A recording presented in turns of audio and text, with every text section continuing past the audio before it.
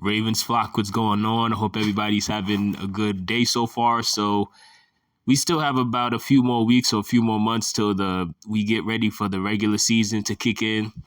And with that, obviously, I was watching other sports and just kind of just sitting back and not as invested, but still interested.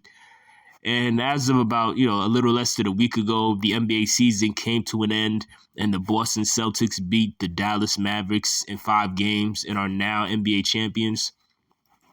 I see a lot of similarities between the Ravens and the Celtics journey over the past 7 years. So the dynamic duo of Jaylen Brown and Jayson Tatum have finally reached the mountaintop after playing together for the past 7 years. Now, granted, Jaylen, he's been in the league for 8, but I'm saying 7 because he and Jayson have only played together for 7 years. Jayson got drafted 7 years ago. This, of course, made me think about Lamar Jackson and Mark Andrews, who came into the league together in 2018 and are going to be entering their 7th season together this fall.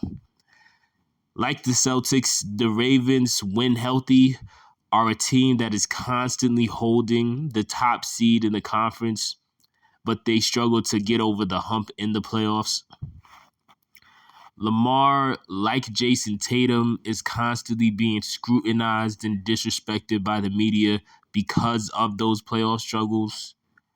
Despite all of those awards Jayson has, like All-Star appearances, All-Star Game MVP, First Team NBA selections, and First Team All-Defense selection, many people in the media still refuse to refer to him as like a top player at his position.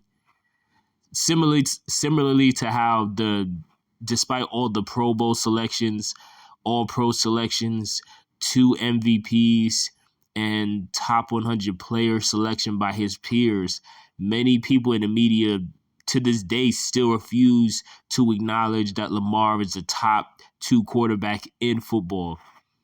I'm sure you all have seen the videos over the past couple weeks of different people in the media like Nick Wright and other people trolling Lamar and trying to act as if people like Matt Stafford can even compare to Lamar Jackson or somehow are above him, which is ridiculous. But these people love reaching and they love clickbait, so they know no matter what, if they throw a Lamar Jackson video out there or anything antagonizing Lamar Jackson and Ravens fans, that is going to get a certain amount of clicks. So it is what it is.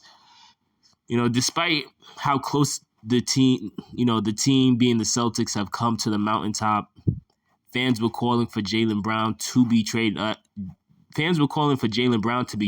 Really just as recently as 3-4 months ago or whatever. Similarly to how the Ravens fans have been calling for Mark Andrews to be traded. Now, what's different? What is different about those two situations is the emergence of Isaiah Likely.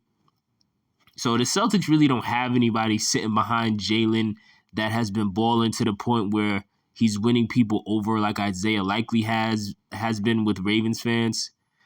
So at least there's logic with Ravens fans throwing the idea out there of trading one of our cornerstones because it seems as though Isaiah would be a good replacement.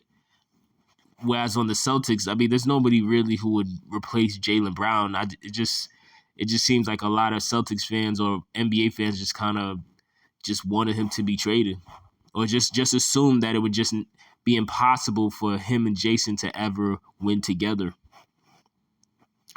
Now, I don't think we should trade Mark Andrews, at least not right now. Obviously, we still got him for 2 more years under contract.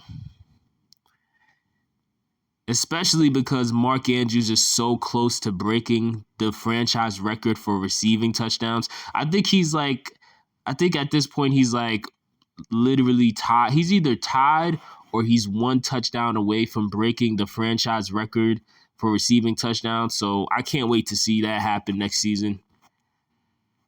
Now, what the Celtics did do is trade a different cornerstone of their franchise in Marcus Smart about a year or 2 ago.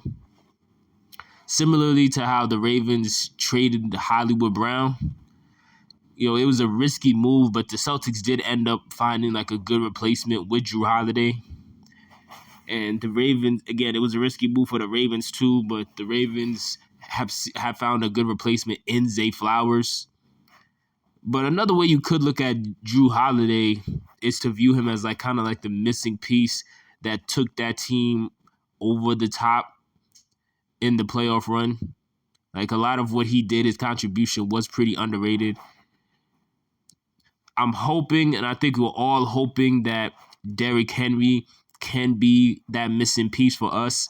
I don't think most Ravens fans are expecting Derrick Henry to come out and put up like 2,000 yards or something like that. That's not going to happen. I think, assuming Derrick still has something in the tank, I think more realistically, he'll probably land somewhere around like that 1,100 yard mark, maybe 1,200, but probably somewhere between 1,000 and 1,100 yards. But that, again, in games like the Chiefs game in the AFC Championship game, having a Derrick Henry would have probably made all of the difference. So we'll see what comes from that. Hopefully he is the missing piece. Now, obviously, the only major difference I see between, the Celtics and the Ravens is when I compare Jaylen to Mark Andrews. I'm not saying Mark Andrews is better than Lamar, but even if we switched it around and made Jaylen compared to Lamar in this sort of comparison, one thing that Lamar and Jaylen seem to have in common is their leagues don't really seem too interested in wanting to make them the face of the league.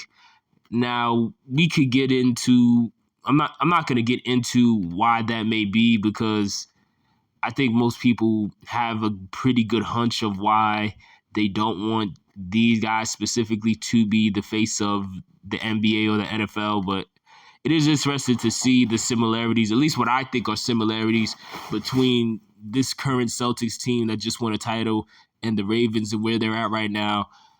I'm hoping that this Ravens team can truly get over the hump next year. Obviously, we just got to stay healthy. We've been getting closer and closer, obviously, from the wild card to the divisional round.